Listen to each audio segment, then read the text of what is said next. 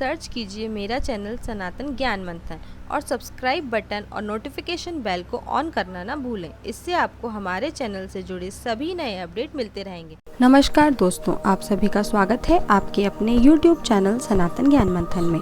आज मैं आप सभी के लिए एक और कथा व रोचक जानकारी को लेकर आई हूँ। अगर आप किसी भी देवी देवता या स्थान के बारे में जानकारी प्राप्त करना चाहते हैं तो हमें कमेंट बॉक्स में ज़रूर बताएं और इसी तरह हमारी वीडियो के माध्यम से बने रहिए हमारे चैनल पर और जुड़े रहिए अपनी धर्म और संस्कृति के साथ। रक्षाबंधन का पर्व भाई बहन के प्रेम का प्रतीक माना जाता है। इस पर्व पर भाई अपनी बहन को रक्षा का वचन देता है। आज हम आप सभी को रक्षाबंधन के पावन पर्व से जुड़ी 10 पौराणिक मान्यताओं के बारे में बताने जा रहे हैं। तो बिना किसी देरी के शुरू करते हैं हमारी आज की इस रोचक जानकारी को।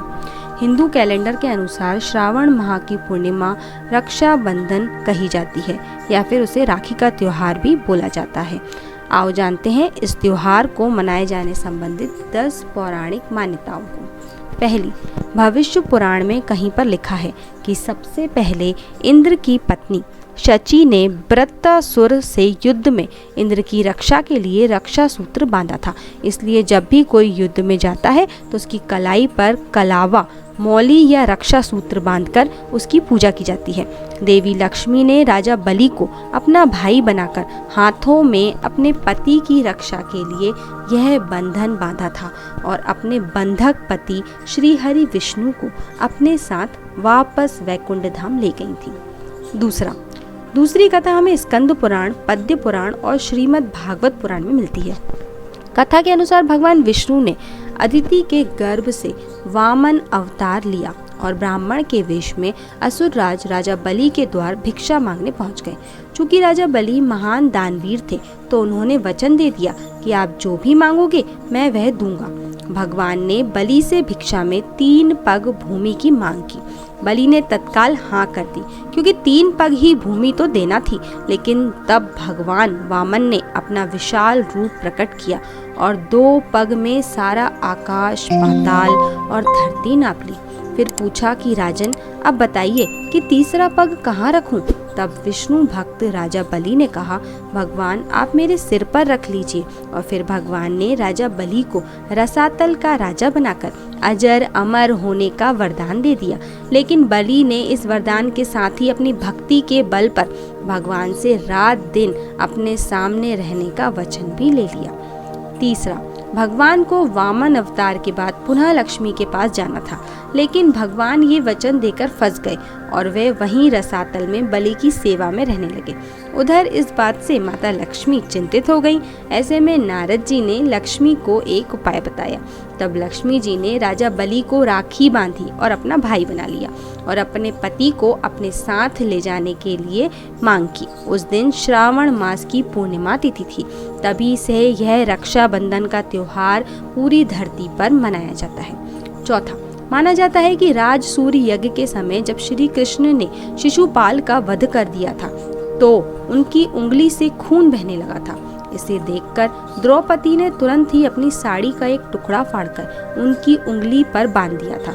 इस कर्म के बदले श्री कृष्ण ने द्रौपदी को आशीर्वाद देकर कहा था कि एक दिन मैं अवश्य तुम्हारी साड़ी की कीमत अदा करूंगा। इन कर्मों की वजह से श्री कृष्ण ने द्रौपदी के चीरहरण के समय उनकी साड़ी को इस पुण्य के बदले ब्याज सहित इतना बढ़ाकर लौटा दिया ताकि उनकी लाज बच सके। कहते हैं इसी के बाद रक्षाबंधन पर बहन द्वारा राखी बांधने की परंपरा की शुरुआत हुई।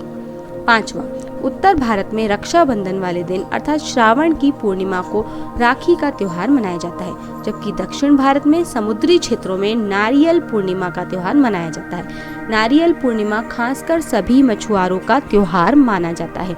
मछुआरों भी मछली पकड़ने की शुरुआत इसी दिन से भगवान इंद्र और वरुण की पूजा करने से करते हैं। पूजा के दौरान विधिवत रूप में उन्हें केले के पत्तों को समुद्र किनारे नारियल अर्पित किए जाते हैं। इसीलिए इस राखी पूर्णिमा को वहाँ नारियल पूर्णिमा भी कहते हैं। दक्षिण भारत में यह त्योहार समाज का हर वर्ग अपने अपने तरीकों से मनाता है।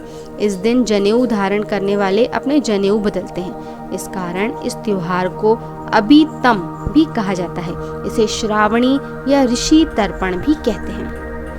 छठवां, प्राचीन काल से ही राखी के रूप में मौली या कलावा बांधने का प्रचलन रहा है। हाथ के मूल में 3 रेखाएं होती हैं जिनको मणिबंध कहते हैं। भाग्य व जीवन रेखा का उद्गम स्थल भी मणिबंध ही है। इन तीनों रेखाओं में दैहिक, दैविक व भौतिक जैसे त्रिविध तापों को देने व मुक्त करने की शक्ति रहती है। इन मणिबंधों के नाम शिव, विष्णु व ब्रह्मा हैं। इसी तरह शक्ति, लक्ष्मी व सरस्वती का भी यहाँ साक्षात वास रहता है।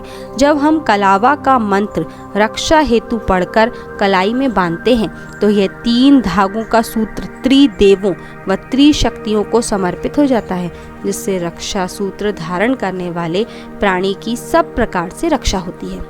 7वां, शास्त्रों का ऐसा मत है कि मौली या राखी बांधने से त्रिदेव ब्रह्मा, विष्णु व महेश तथा तीनों देवियां लक्ष्मी, पार्वती व सरस्वती की कृपा प्राप्त होती है।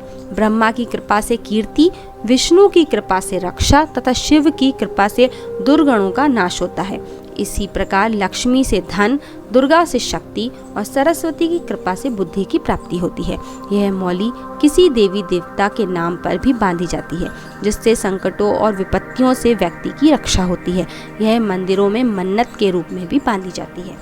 8वां, संकल्प के लिए भी रक्षा सूत्र बांधा जाता है।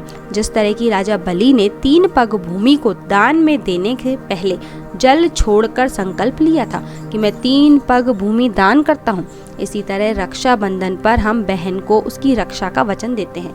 मौली बांधकर किए गए संकल्प का उल्लंघन करना अनुचित और संकट में डालने वाला सिद्ध माना जाता है। यदि आपने राखी या मौली बांधी है तो उसकी पवित्रता का ध्यान रखना भी बहुत ज़रूरी माना जाता है। 9वां, शास्त्रों के अनुसार मौली बांधने से उसके पवित्र और शक्तिशाली बंधन होने का एहसास होता है और इससे मन में शांति और पवित्रता बनी रहती है। व्यक्ति के मन और मस्तिष्क में बुरे विचार नहीं आते और वह गलत रास्तों पर नहीं भटकता।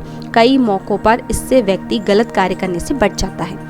10वां, महाभारत में भी रक्षाबंधन के पर्व का उल्लेख है। जब युधिष्ठिर ने भगवान कृष्ण से पूछा कि मैं सभी संकटों को कैसे पार कर सकता हूँ, तब कृष्ण ने उनकी तथा उनकी सेना की रक्षा के लिए राखी के त्योहार को मनाने की सलाह दी। इस तरह आम लोगों के बीच में ये 10 प्रथाएं प्रचलित हैं जो ये साबित करती हैं कि रक्षाबंधन का त्योहार क्यों और किस रूप में मनाना चाहिए। तो आज के लिए बस इतना ही दोस्तों। हम कल फिर मिलेंगे एक नई कथा व रोचक जानकारी के साथ। अगर आप सभी को हमारी ये वीडियो पसंद आई हो तो इसे लाइक करें और ज़्यादा से ज़्यादा लोगों के बीच में शेयर करें और हमारे हिंदू धर्म से संबंधित कथा व जानकारी के लिए सब्सक्राइब करें हमारे यूट्यूब चैनल सनातन ज्ञान मंथन को और फेसबुक पर फॉलो करें हमारे पेज को। अब हमें दें इजाज़त। धन्यवाद दोस्तों।